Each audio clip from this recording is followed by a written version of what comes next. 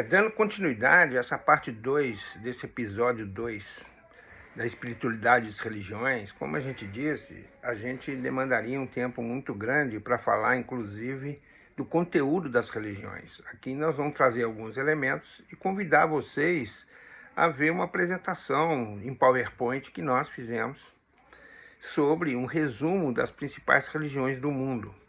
Até porque a diversidade religiosa é uma coisa extremamente grande, né?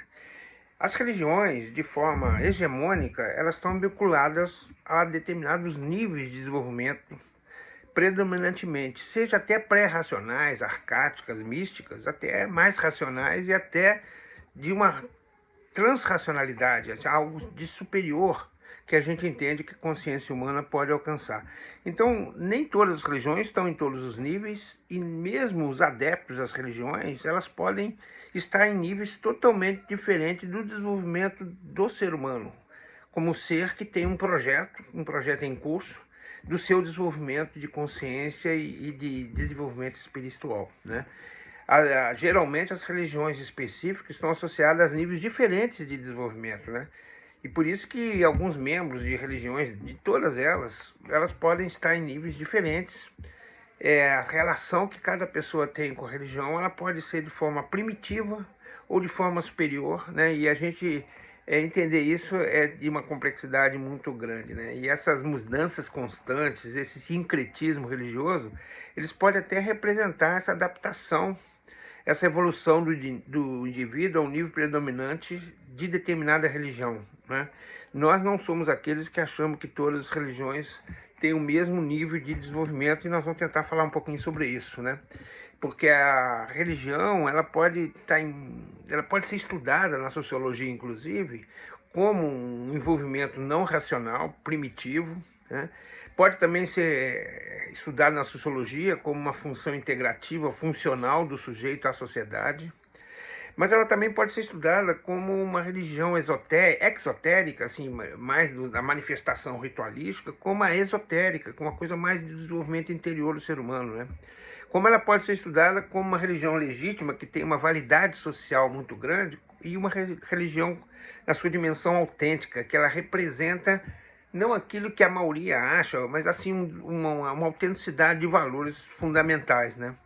E a religião, ela tem, assim, você pode se relacionar com a religião de formas das mais diversas.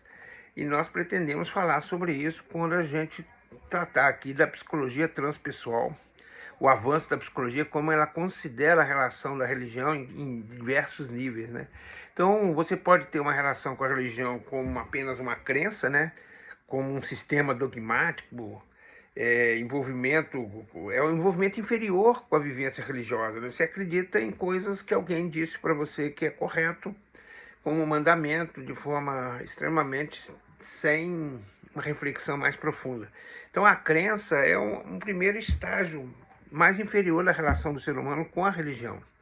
Você tem uma segunda dimensão, que é a fé, que aí sim você tem mais uma intuição do sagrado, isso te traz uma certa paz interior, apesar de conviver com a dúvida. Então a fé, ela é uma dimensão extremamente importante na relação do ser humano, até com o conhecimento, mas com a religião. A sua relação religiosa é você acreditar e você ter uma fé que coisas superiores estão presentes na sua vida, né?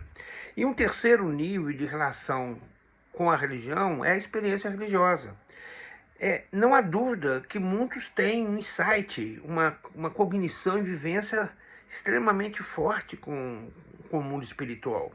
Essa experiência religiosa é difícil descrevê-la para quem nunca o teve, porque que é um estágio, num determinado momento da vida, onde você tem realmente esse momento que é fundamental, que ele é episódico, ele é transitório às vezes, né?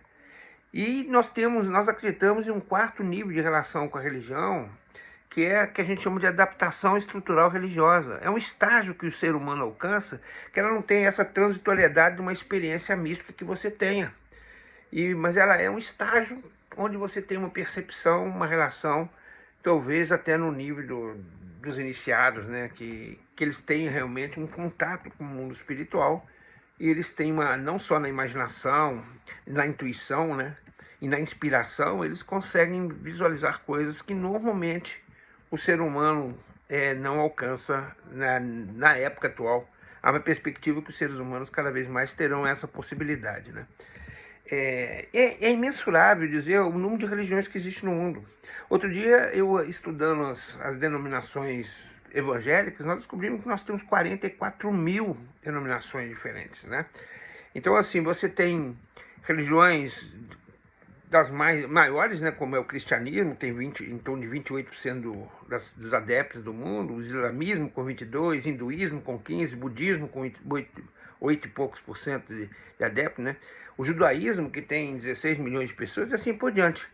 Existem inúmeras seitas menores, né, praticado por etnias específicas, os indígenas, os aborígenes, as tribos do interior da África, que possuem seu próprio sistema de crenças, né? Então você tem e isso os números estão aí para nos mostrar, né? Que falar sobre o cristianismo, eu vou poupar vocês nesse sentido por causa do tempo, mas eu escrevi um pouco sobre o cristianismo, o catolicismo em particular, o que aconteceu com os ortodoxos, a cisão que houve em 1054, o que aconteceu com os protestantes, né, que romperam com a igreja no século XVI, né? Então, assim, o que significava isso, quais são os valores, a gente não tem muito como falar aqui. Eu convido vocês a estudarem, mas eu queria deixar, assim, a importância da gente superar o estudo do cristianismo e partir para estudar o islamismo, com quase 2 bilhões de fiéis no mundo, né? E às vezes a gente despreza toda uma cultura religiosa que existe e a gente é até preconceituoso, né, contra os muçulmanos, em particular no caso do islamismo, né? E a gente precisava conhecer mais. Eu estou trazendo elementos aqui que eu vou mandar para vocês, aqueles que estão acompanhando, para poderem fazer um estudo mais aprofundado depois, né?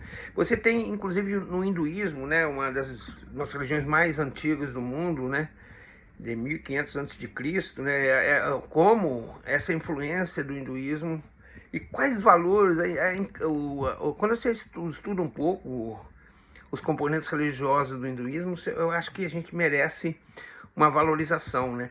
Do hinduísmo você pode estudar o taoísmo, né, uma tradição chinesa, assim, que também é bastante antiga, extremamente rica, né, os valores, aquilo que defendem, né, porque é algo comum entre as religiões, de uma certa desenvolvimento da moralidade, da amorosidade, né.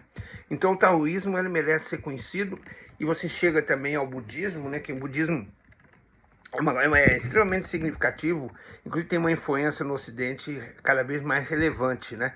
Então o budismo merece ser estudado. O judaísmo, né, como uma das religiões monoteístas mais antigas também, como que ela lida com o cristianismo, há uma confusão muito grande agora com a questão de Israel, né? O que significa, qual é a diferença hoje do judaísmo, do cristianismo, né? Acho que vale a pena a gente conhecer, e com todos os princípios que regem o processo. E a gente chega ao espiritismo, né, que muitas vezes não é considerado uma religião para muitos espíritas, né, porque ele trabalha muito com uma doutrina científica também, mas eu acho que é um conhecimento extremamente importante para a gente conhecer, mas eu não gostaria de deixar aqui o registro das religiões afrodescendentes, apesar de ela ser minoritária. Ela cresce no Brasil de forma significativa, vale a pena, e até é porque elas são as religiões que são mais perseguidas, mais mal compreendidas, né?